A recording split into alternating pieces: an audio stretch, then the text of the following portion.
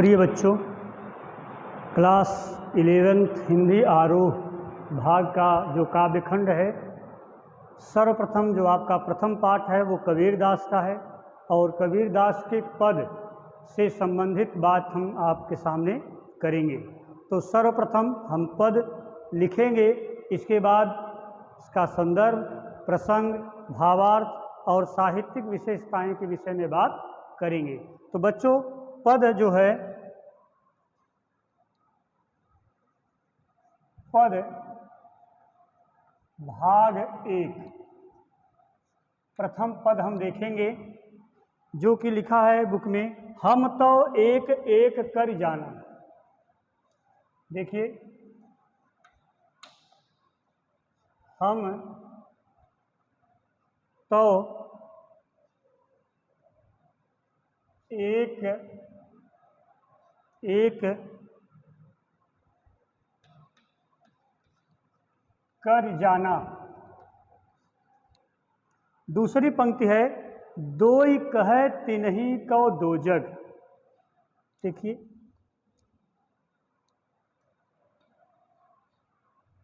दोई कहे तिन्ही को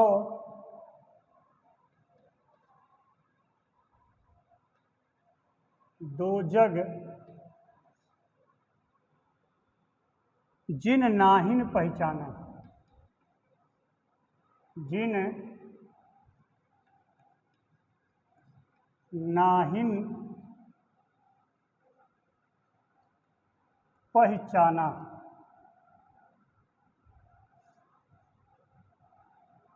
जिन नाहिन पहचाना।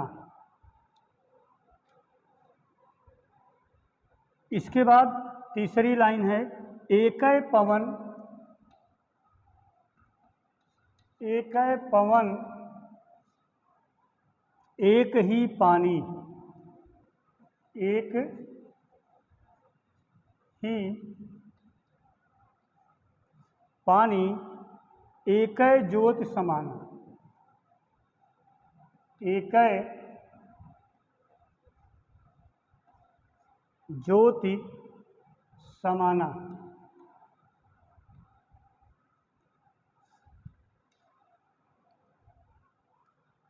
इसके बाद अगली पंक्ति है, एकै खाक गढ़े सब भांडे।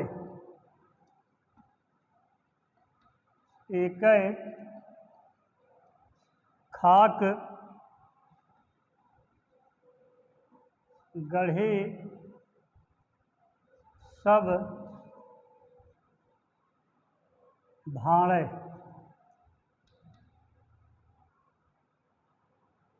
एकै कोहरा साना।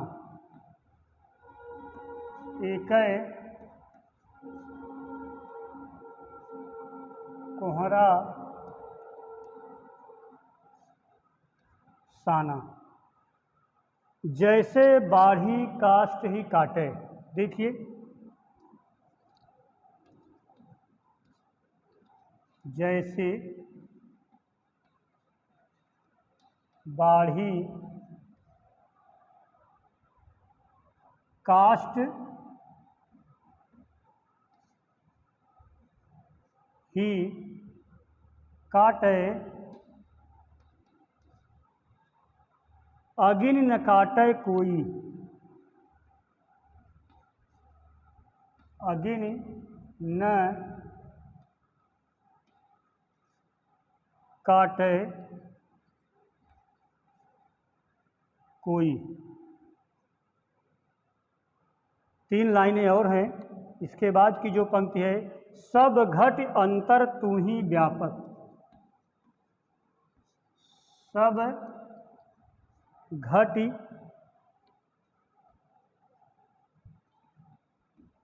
अंतर तू ही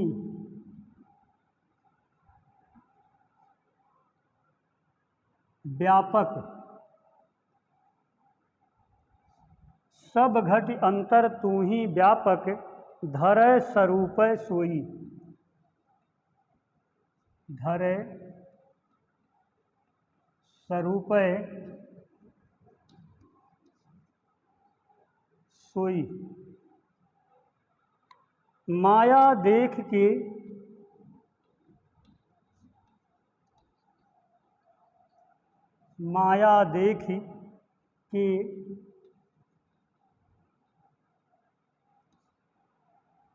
जगत लुभाना। माया देख के जगत लुभाना, काहे रे नर गरबाना। अंतिम लाइन है बच्चों, निर्भय भया कछु नहीं व्यापै। देखिए, निर्भय भया कछु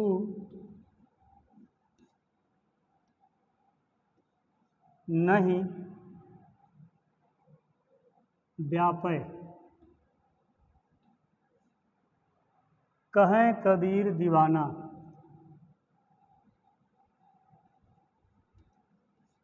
कहें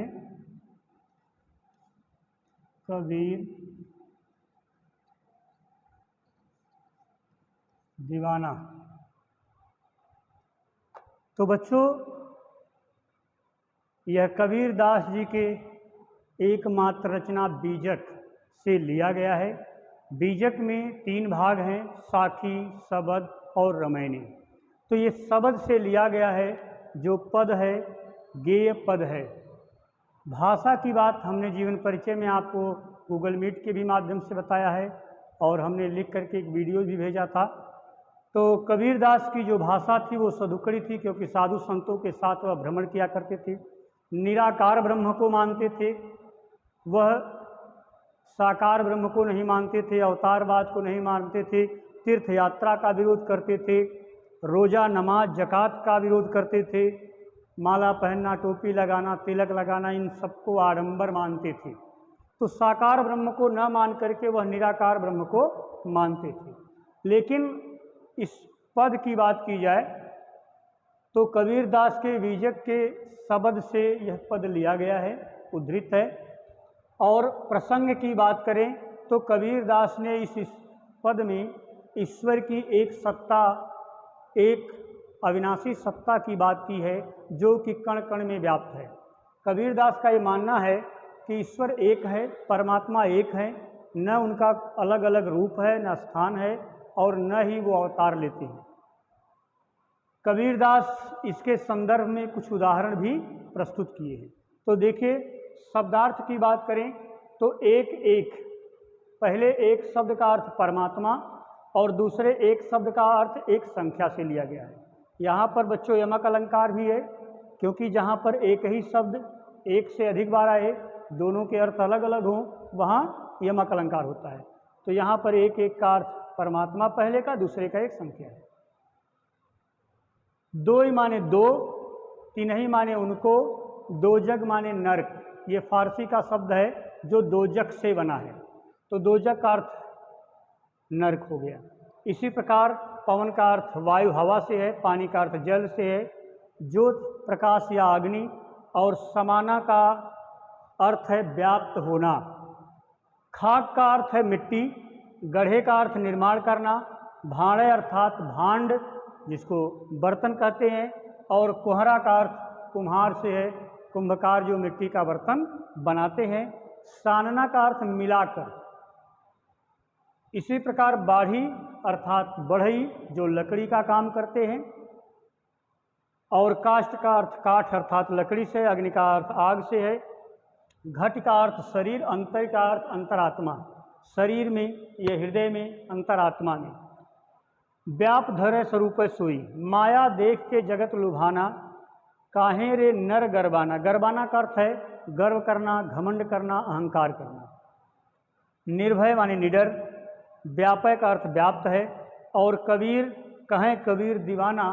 दीवाना का तात्पर्य बच्चों यहाँ पर ईश्वर के प्रति प्रतिमा, परमात्मा के प्रति सच्ची भक्ति, सच्चे प्रेम भाव के कारण ही दीवाना शब्द प्रयुक्त हुआ है। तो चलिए अब इसके भावार्थ के विषय में हम चलते हैं। हम तो एक एक कर जाना। बच्चों, कबीरदास जी कहते हैं कि हम तो, मैं तो परमात्मा एक है यही जाना माने जानता हूँ। कबीरदास जी कहते हैं मैं तो परमात्मा एक है, हम तो, मैं तो एक एक परमात्मा एक है यही जानता हूँ। दोई कहे तिन्ही को दो जग। जो लोग यह मानते हैं कि ईश्वर दो है, आत्मा और परमात्मा को अलग मानते हैं, ईश्वर को अलग अलग मानते हैं, जो दोई कहे, दो कहते हैं, तिन्ही माने उन्हें, दो जग अर्थात उन्हें तो नरक मिलेगा, अर्थात नरक जैसी स्थिति हो जाएगी, कष्ट मिलेगा, दुखमय जीवन रहेगा। किसको? जिन नाहिन पहचाना। जिन माने जिसने ईश्वर के सच्चे स्वरूप को नहीं पहचाना, उन्हें तो दो जग अर्थात नरक ही मिलेगा, अर्थात दुख जीवन में रहेगा, वह माया मोह में बंधे रहेंगे। कबीरदास इसका प्रमाण, इसका उदाहरण भी देते हैं कि कैसे ईश्वर परमात्मा एक है। कहते हैं एक है पवन, जब एक ही वायु है, एक ही जल है, पानी है, और एक है ज्योत, एक ही प्रकाश हर जगह पूरे संसार में समाना व्याप्त है, फैला हुआ है, तो इसका तात्पर्य है कि परमात्मा भी एक है। इस एक का अर्थ बच्चों परमात्मा, और इसका एक संख्या। इसी प्रकार कबीरदास जी आगे क्या कहते हैं? एकै खाक गढ़े सब भांडे, एकै कोहरा साना। बच्चों, उदाहरण दिया गया है, जिस प्रकार से एक कुम्हार, मिट्टी का काम करने वाला कुंभकार मिट्टी को सानता है, मिलाता है, गूंथता है, और उस मिट्टी से अलग अलग आकार प्रकार के बर्तन का निर्माण कर देता है, अलग अलग रूप रंग के। कहीं मटका बना दिया, कहीं दीपक बना दिया, कहीं घड़ा बना दिया, तो अलग अलग, लेकिन सब एक ही मिट्टी से बने होते हैं। पहले सामान्य अर्थ समझिए। कबीरदास जी कहते हैं कि एकै खाक गढ़े सब भांडे, एकै कोहरा साना। एक ही कुम्हार एक ही खाक से, एक ही मिट्टी से सब प्रकार के भांडे माने बर्तन को, गढ़े माने गढ़ देता है, निर्माण कर देता है। जिस प्रकार से एक कुम्हार एक ही मिट्टी से अलग अलग आकार प्रकार के बर्तन का निर्माण कर देता है, उसी प्रकार से एक ही परमात्मा, एक ही ईश्वर मिट्टी से अर्थात इस नश्वर शरीर में का अलग अलग रूप धारण करके मानव रूप में निवास। कहने का तात्पर्य है कि जिस प्रकार से एक कुम्हार एक ही मिट्टी से अनेक प्रकार के बर्तन का निर्माण करता है, वैसे ही परमात्मा ने इन मानव शरीर का निर्माण किया है। केवल लोगों के रूप रंग अलग अलग हैं, सब परमात्मा की ही देन है। अब देखिए, जैसे बाढ़ी काष्ठ ही काटे, अगिन न काटे कोई। कबीरदास जी कहते हैं कि जिस प्रकार से बाढ़ी अर्थात बढ़ई, लकड़ी का काम करने वाला कारपेंटर, जिस प्रकार से बढ़ई काष्ठ ही लकड़ी को काटे, लकड़ी को काटता है, लकड़ी को काटता है, अलग अलग टुकड़ों में विभाजित कर देता है, लेकिन उस लकड़ी के अंदर छिपी हुई जो अग्नि है, जो आग है, न कोई काटे। उस छिपी हुई ज्वलनशील अग्नि को कोई भी समाप्त नहीं कर सकता, नहीं काट सकता। कहने का कबीरदास का ये उदाहरण देने का क्या तात्पर्य है कि यह शरीर तो नश्वर है, नष्ट हो सकती है, लेकिन इस शरीर के अंदर जो आत्मा है वह अजर और अमर है, अविनाशी है, वह नाशवान नहीं है। किस प्रकार से? जैसे बढ़ई लकड़ी को तो काट सकता है, लेकिन लकड़ी के अंदर की आग को समाप्त नहीं कर सकता, काट नहीं सकता, उसी प्रकार आत्मा अजर और अमर है। कबीरदास जी कहते हैं कि वह परमात्मा सब घट अंतर तू ही व्यापक। तू ही का अर्थ है परमात्मा, है ईश्वर, आप तो सब घट, सबके शरीर में, अंतर आत्मा में, हृदय में व्याप्त हैं। धरय स्वरूप सोई, अलग अलग रूप रंग के जितने भी प्राणी हैं, सब में आत्मा के रूप में, वह परमात्मा किसी न किसी रूप में व्याप्त है, अर्थात प्रत्येक प्राणी में, प्रत्येक आत्मा में उस परमात्मा का, ईश्वर का, भगवान का निवास है। माया देख के जगत लुभाना। जगत का अर्थ सांसारिक प्राणियों से लिया जाता है। हे सांसारिक प्राणियों, इस माया और मोह को देख करके इस लोभ और लालच में, लोभ में तुम डूबे हुए हो। और काहे रे नर गर्बाना, हे नर, हे मानव, तुम इस सांसारिक सुख पर, धन पर, दौलत पर या अपनी इन समृद्धि पर तुम क्यों गर्बाना, क्यों गर्व करते हो, क्यों अहंकार करते हो? क्योंकि सब नश्वर है, नाशवान है, कोई भी मृत्यु के बाद अपने साथ लेकर के इसे नहीं जाएगा। निर्भय भया कछु नहीं व्यापै। कबीर दास जी कहते हैं कि जो माया से, मोह से, लोभ से, गर्वाना अहंकार से, इन सब से जो दूर हो गया, परमात्मा में जो डूब गया, परमात्मा का जो दीवाना हो गया, परमात्मा की भक्ति भाव में जो डूब गया, निर्भय, वह निडर है, निर्भय रह करके जीवन व्यतीत कर सकता है। कछु नहीं व्यापै, उसे कुछ भी व्याप्त नहीं होता है, कुछ भी उसे माया, मोह, लोभ, लालच, ईर्ष्या, द्वेष, अहंकार कुछ भी घेरता नहीं है। कहें कबीर दीवाना, कबीर दास तो परमात्मा के दीवाने हैं, उनकी भक्ति में, उनके भाव में डूबे रहते हैं, उनका गुणगान करते रहते हैं। तो इसलिए कबीर दास जी कहते हैं कि हे मनुष्य, जो माया मोह से, सांसारिकता से दूर हो गया, उसे कोई भी भय व्याप्त नहीं होगा, घेरेगा नहीं, अर्थात वह निडर निर्भीक परमात्मा में डूबा रहेगा। तो बच्चों, इस प्रकार से इसका एक बार फिर से अर्थ देख लीजिए। कबीर दास जी कहते हैं कि हम तो परमात्मा एक है यही जानता हूँ। जो लोग कहते हैं कि ईश्वर दो है, उन्हें तो नरक मिलेगा, वह सच्चे अर्थों में ईश्वर को नहीं पहचानते हैं। जिस प्रकार से एक वायु, एक जल, एक ज्योति, प्रकाश चारों तरफ व्याप्त है, उसी प्रकार परमात्मा भी हर कण कण में व्याप्त है। जिस प्रकार से एक ही मिट्टी से एक कुम्हार सब प्रकार के भांडे बर्तन का निर्माण कर देता है, उसी प्रकार से परमात्मा सभी प्राणियों का निर्माण करता है। जिस प्रकार से बढ़ई, कारपेंटर लकड़ी को तो काटता है, लेकिन उसमें छिपी हुई अग्नि को नहीं काट सकता, उसी प्रकार से आत्मा अजर और अमर है, अविनाशी है। सब शरीर के अंतर्मन में, हृदय में वह ईश्वर अपने स्वरूप में, आत्मा के रूप में व्याप्त है। माया मोह देख करके इस सांसारिक लोभ में हे मनुष्य अहंकार मत करो, क्योंकि निडर और निर्भीक रहो। निडर और निर्भीक तभी रहोगे जब यह सांसारिक माया, मोह, लोभ और अहंकार व्याप्त नहीं होगा। कबीर दास जी ईश्वर के सच्चे भक्त हैं, दीवाना हैं, और उन्होंने यह समाज को, संत भाइयों को यह बताया है।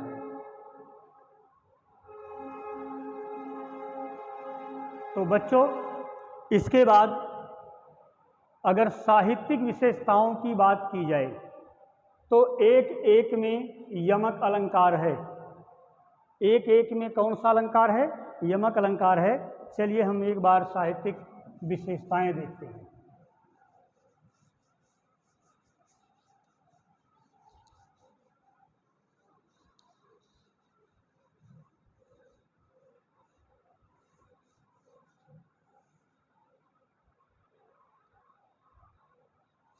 तो बच्चों,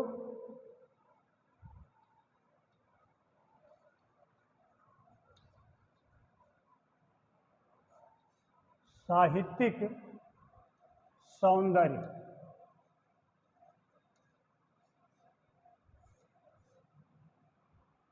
देखिए, यदि भाषा की बात की जाए तो कबीर दास की जो भाषा थी वह सधुक्कड़ी,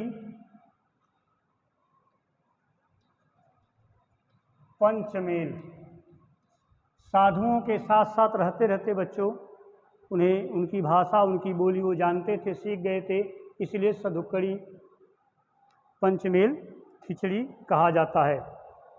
इसी प्रकार यदि छंद की बात करें तो आप जो है गेय पद लिख सकते हैं। पद। अलंकार की बात की जाए तो एक एक कर जाना में यमक अलंकार, इसी प्रकार से बच्चों एक जैसे बाढ़ी काष्ठ ही काटे अगिन न काटे कोई, तो इसमें रूपा संयोक्ति अलंकार भी कहा जाता है, लेकिन आपके लिए कठिन है। आप इतना जानिए कि एक खाक गढ़े एक पवन एक ही पानी एक ज्योत समाना, एक खाक गढ़े संभांडे एक कोहरा साना। तो इसमें उदाहरण अलंकार का भी प्रयोग किया गया है, उदाहरण अलंकार का। तो इस प्रकार से अगर अलंकार की बात करें तो उदाहरण अलंकार है, यमक अलंकार है, और जाना पहचाना समाना कोई सोई, तो इसमें हम कह सकते हैं कि अंत्यानुप्रास का भी प्रयोग हुआ है। और दो ही कहे तिन्हीं को दो जग, तो द की आवृत्ति हुई है, इसलिए यहाँ पर अनुप्रास अलंकार का भी प्रयोग हुआ है। अनुप्रास बच्चों अलंकार का भी प्रयोग हुआ है। बाकी कबीरदास ने परमात्मा को एक माना है कि एक ही परमात्मा है, और मानव को, संत भाइयों को, समाज को सांसारिक मोह माया और अहंकार से दूर रहने का संदेश भी उन्होंने दिया है। तो धन्यवाद बच्चों।